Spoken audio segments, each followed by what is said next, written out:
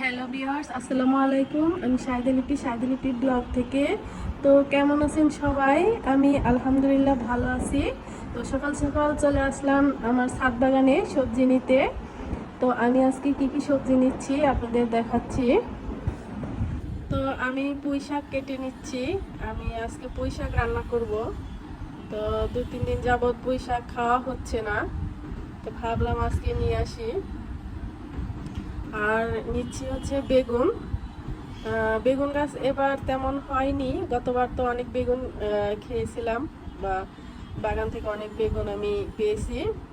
এবার আমার তেমন বেগুন গাছ নেই, তারপরও মাশাআল্লাহ অনেকগুলো বেগুনই তুলতে পেরেছি, যে কয়েকটা গাছ আছে। আর নিচ্ছি হচ্ছে ভেন্ডি তুলে নিচ্ছি, কিছু বড় বড় হয়েছে, এগুলো তুলে নিচ্ছি। তবে আমার একটা আফসোস রয়ে গিয়েছিল, যে আমার কাঁচামরিচ কোনোভাবে আমি ফলাতে পারছিলাম না। আমার কাঁচামরিচ কোনোভাবে হচ্ছিল না।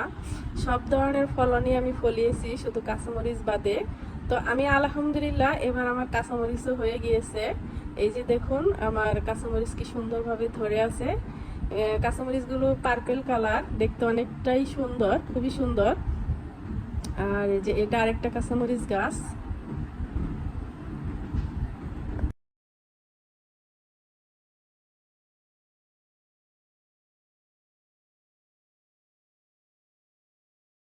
তো সবজিগুলো নিয়ে চলে আসলাম বাসায়, এখন রান্না করার পালা।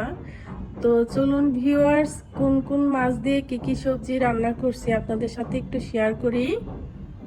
সবজিগুলোকে প্রথমে আমি কেটে নিচ্ছি। আমি আজকে বেগুন দিয়ে, ট্যাংরা মাছ দিয়ে মাখা মাখা ঝোল রান্না করব। আমার মাখা মাখা সবজিটাই বেশি পছন্দ।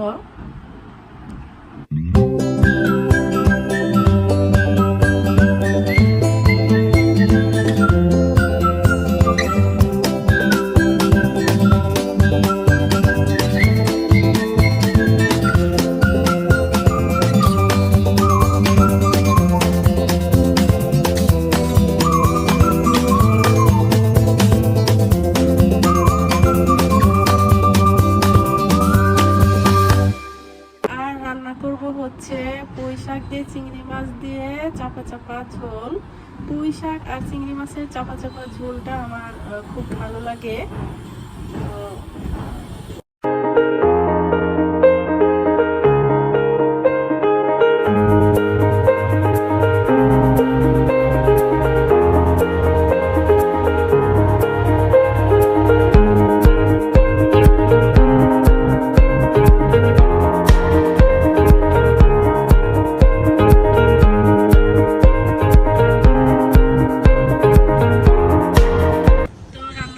শেষ, এখন খাবার পালা।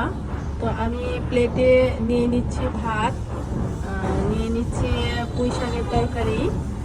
আর এটাকে পুঁই শাকের তরকারি, যেহেতু মাছ দিয়ে রান্না হয়েছে, তো এটাকে তরকারি বলা চলে, ঝোল তরকারি। আর নিয়ে নিচ্ছি হচ্ছে ট্যাংরা মাছ বেগুন তরকারি। আর রান্না হয়েছে হচ্ছে দেশি মুরগি। দেশি মুরগিটা আমার অনেক পছন্দ, তো আমি এক ফাঁকে একটু দেশি মুরগিটাও নিয়ে নিলাম, যেহেতু খাচ্ছি একবারে নিয়ে নিচ্ছি প্লেটে। বিসমিল্লাহ, তো খাওয়া শুরু করে দিলাম। অসাধারণ টেস্ট হয়েছে চিংড়ি মাছ পুঁই শাকের তরকারিটা। নিজের হাতে লাগানো সবজি, এটার খাওয়াই অন্যরকম টেস্ট, অন্যরকম মজা। আর টাটকা সবজি বলে কথা। তো আপনারা সবাই ভালো থাকবেন, সুস্থ থাকবেন, লাইক ফলো অ্যান্ড শেয়ার দিয়ে আমার পাশে থাকবেন। আল্লাহ হাফেজ।